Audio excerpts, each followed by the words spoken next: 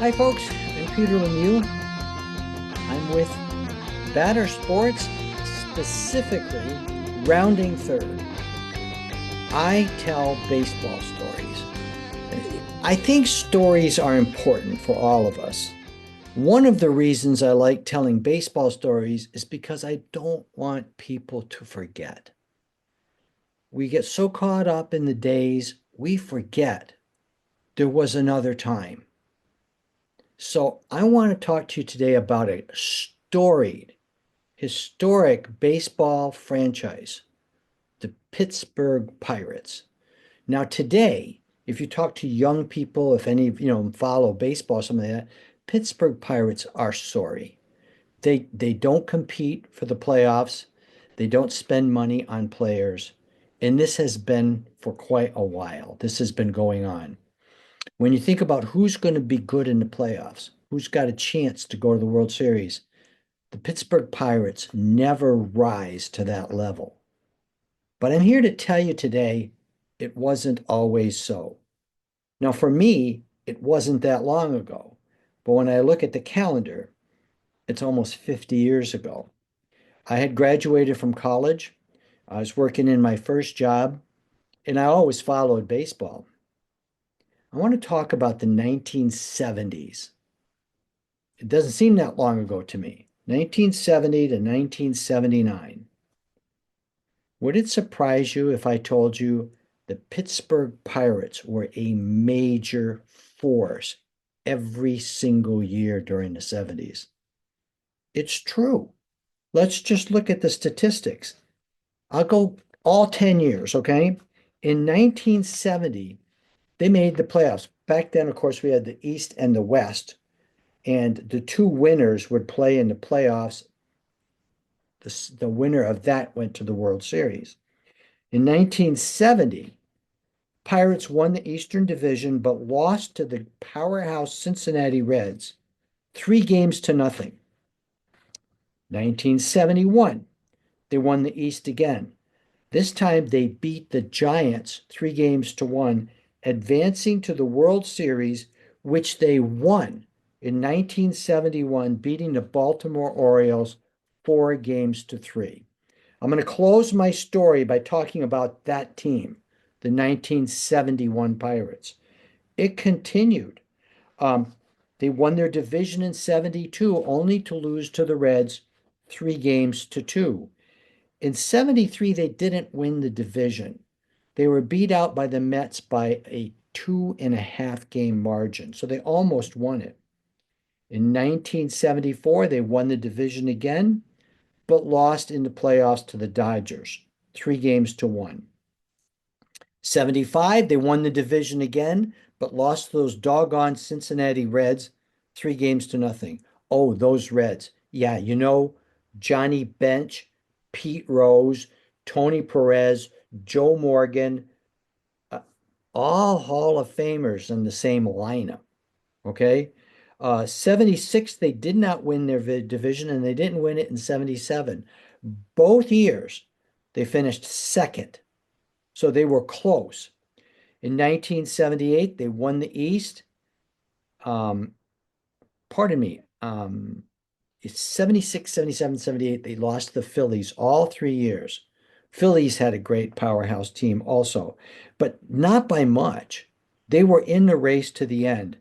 But they came back in 79, the last of my 10 years, won the East, beat the Reds 3 games to 0, went to the World Series, and beat the Orioles.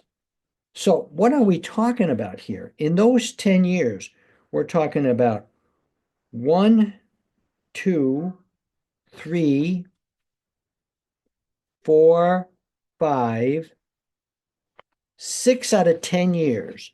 They won the East and went to the playoffs. The other years, they finished in second place. They won 2 World Series in those 10 years.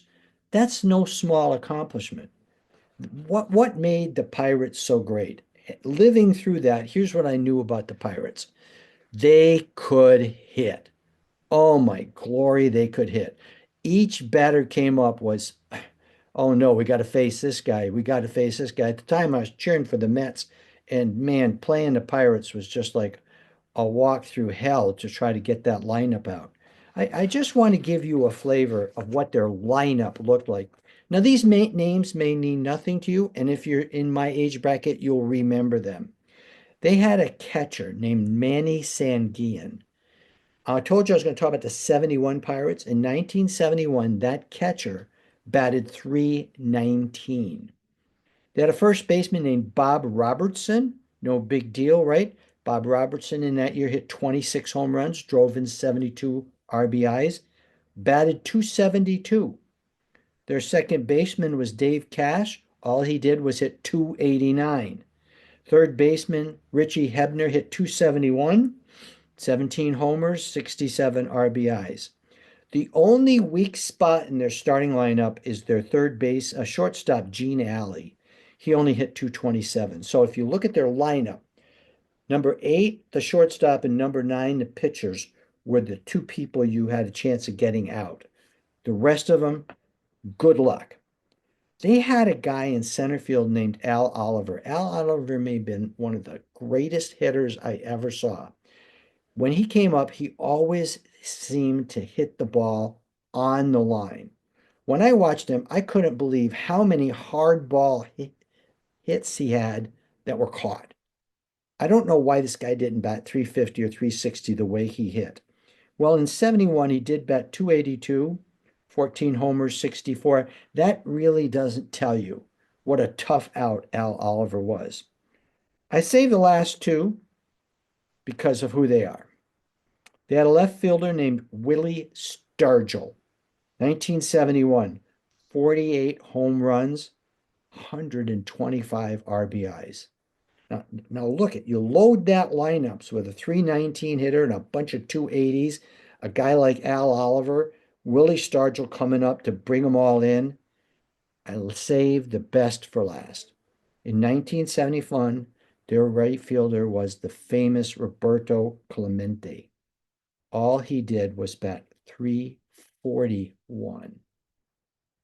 This lineup was so awesome. They had a utility guy. He kind of subbed in when outfielders needed a rest, named Vic Davalillo. He batted 285. They could flat out hit. Now, you would think Pirates never had a good pitcher, right? Well, maybe not a Hall of Fame pitcher, but their pitching was quite good for the era. In that 71 team, their ace was a guy by the name of Steve Blass, won 15 games but had a 285 earned run average. Some people argue he wasn't really their ace. They had another guy named Doc Ellis, who won 19 games with a 306 earned run average. The other two guys, you won't know them or anything like that, but the earned run averages were under 3.5. They had middle guys that were strong. One of them, Bruce Keeson, went on to become a closer later on in the decade through submarine pitches. In 1971, their closer was a guy by the name of Dave Justy, spelled with a G. All he did was save 30 games with a 293 earned run average. And they had a bunch of other guys who could come in and fill the gap. This was a tremendously loaded team. 1972, they did make it to the playoffs and lost. However, when the season ended, Roberto Clemente got killed in an airplane crash. His last hit for the Pirates was his 3,000th hit. They recovered from the death of Roberto Clemente and became a power for the rest of the decade, led mostly by Willie Stargell. But I want to tell you, playing against this team was absolutely no fun. I want to take my hats off to a great team, the 1970s Pittsburgh Pirates teams, with a closing story. They also made history in 1971, besides winning a World Series. On September 1st, 1971, the Pittsburgh Pirates became the very first team in baseball history to field an all-black starting lineup. Now, what made it amazing is it went relatively unnoticed. So accustomed had people come to integrating in baseball since the 1950s that the fact that they fielded a lot of black players was just accepted. But on September 1st, all 9 positions were people who were people of color. That had never been done before. It goes down in the annals of history as really the nail in the coffin of segregation. It was a great event for those who believe that there are so many black players who never got to play this game. And we had to stop that. So we take our hats off to the Pittsburgh Pirates for lots of reasons today. For a tremendous team in the 70s that was just, they were the team to beat in the National League East every single year. Take our hats off to the great Roberto Clemente, to Willie Stargell, but also to the final nail in the coffin of segregation on September 1, 1971, when this organization fielded the first all-black starters in the history of baseball. So forget today as the Pirates struggle to be a competitive team. Look back a few years and recognize that this organization deserves a very high status in the history of Major League Baseball. So today, my hat's off to the Pittsburgh Pirates, and I hope you all will join me. Subscribe, like, that's how I put peanut butter on my bread.